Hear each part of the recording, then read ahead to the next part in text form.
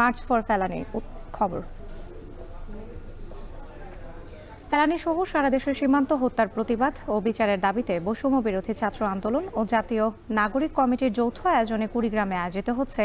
March for ফেলানি। এ নিয়ে আরও জানাতে কুড়িগ্রাম থেকে যুক্ত হচ্ছেন আমিরুল বাপ্পি।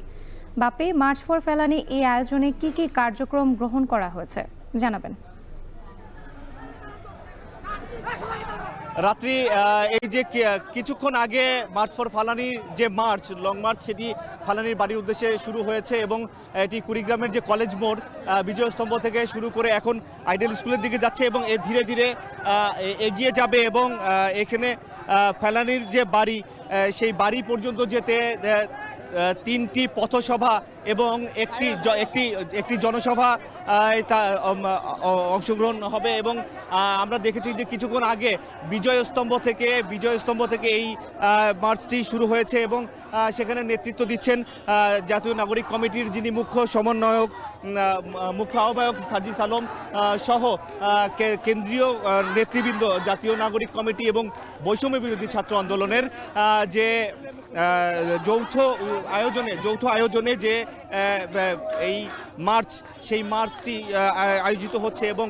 ফেলানি সহ সারা দেশে যত সীমান্ত হত্যা হয়েছে সেই সীমান্ত হত্যা বন্ধের দাবিতে এবং সীমান্ত হত্যা আর যে যতগুলো হয়েছে সবগুলোর বিচারের দাবিতে আজকের এই লং মার্চটি অনুষ্ঠিত হচ্ছে এবং এখান থেকে পাঁচ দফা দাবি তারা রাখছেন। এর মধ্যে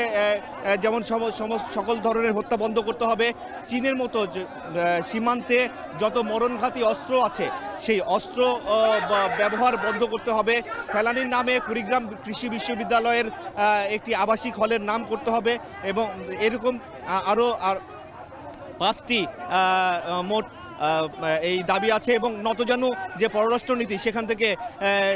থেকে সরে এসে নতুন পররাষ্ট্রনীতি গ্রহণ করতে হবে এবং প্রান্তিক জেলা কুড়িগ্রামের দারিদ্র্য নিরসনে নদী সংস্কার ও চরের জীবন জীবিকা উন্নয়নের জন্য আশু পদক্ষেপ গ্রহণ করতে হবে। এই মোট পাঁচটি দাবি নিয়ে আজকের এই লং মার্চটি অনুষ্ঠিত হচ্ছে এবং এই লং মার্চটি একদম ফেলানির যে বাড়ি সেই বাড়ি পর্যন্ত যাবে এবং সেরকমই তাদের শিডিউল দেয়া আছে এবং এই শিডিউল অনুযায়ী শুরু হয়েছে এবং এই পথিমধ্যে তিনটি পথসভা এবং একটি জনসভা হবে এবং শেষে ফেলানির বাড়িতে গিয়ে সেখানে ফেলানি সহ সকল শহীদদের উদ্দেশ্যে দোয়া অনুষ্ঠিত হবে। সেই দোয়ার পরেই আজকের এই অনুষ্ঠান শেষ হবে এবং রাতে আরেকটু জানিয়ে রাখি যে আজকের এই মার্চ ফর ফেলানি এই আয়োজনে সার্জিস আলম সহ জাতীয় নাগরিক কমিটি এবং বৈষম্য বিরোধী ছাত্র আন্দোলনের যারা কেন্দ্রীয় কমিটির নেতৃবৃন্দ আছে তারা সবাই এখানে এসছে এবং এই যে ফেলানি 2011 সালের 7ই জানুয়ারি কাঁটাতারের বেড়ার উপর বিএসএফ তাকে নির্মমভাবে গুলি করে হত্যা করে এবং প্রায় 5 ঘন্টা তাদের প্রায় 5 ঘন্টা ফেলানির দেহটি কাঁটাতারের বেড়ার মধ্যে ঝুলছিল।